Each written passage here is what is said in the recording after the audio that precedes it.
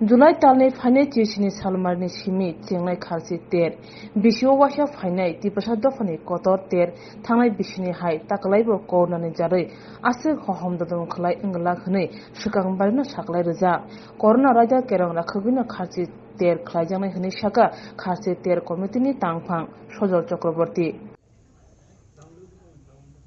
আমার নাম পণ্ডিত সজল চক্রবর্তী। আমি দীর্ঘদিন ধরে মন্দিরে পূজা করে আসছি। তো এবার খাসি মেলা হিসাবে যে হয়েছে সেভাবেই হবে, পাঠাবলি হবে না এবং লোকজন আসবে, আসতেও ভোগ দিতে পারবে না, চন্দ্রপুর আসবে দিতে পারবে না, প্রণাম করে চলে যাবে, দূরত্ব বজায় রেখে 10 বাজ বির্জন করে। 13 জুলাই রোজ মঙ্গলবার উক্ত দেবতার জ্ঞাতি পূজন। 29 আষাঢ় 14 জুলাই রোজ বুধবার দেবতা সংযম করবে। 30 আষাঢ় 15 জুলাই রোজ বৃহস্পতিবার দাড়ি পূজা, সময় 9টা থেকে 11টা 6-এর মধ্যে।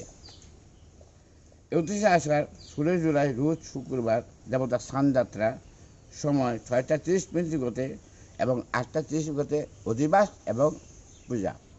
রাত্রি 11টার সময় উক্ত দেবতার নিশি পূজা। 32 আষাঢ় 17 জুলাই রোজ শনিবার প্রাতঃ 5টা 58 গতে দেবতার স্নানযাত্রা এবং খাসি পূজা শুভ আরম্ভ। 7 শ্রাবণ 24 জুলাই রোজ শনিবার উক্ত দেবতার প্রার্থনা পূজা এবং 8টা 27 গতে 11টার মধ্যে পূজা সমাপন। কের পূজা 13 শ্রাবণ 30 জুলাই রোজ শুক্রবার রাত্রে 7 ঘটিকায় 9 ঘটিকায় অধিবাস। 14 জুলাই 14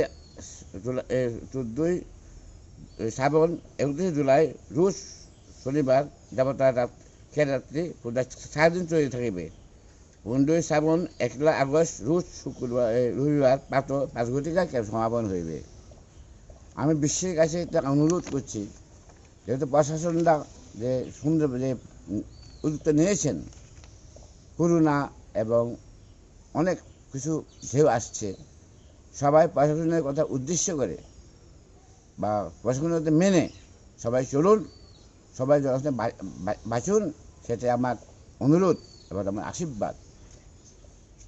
কোনো যদি ঢেউতেও চলে যায়, কোনো চলে যায়, তো পুরো একবার আসেন, আমার আশীর্বাদ।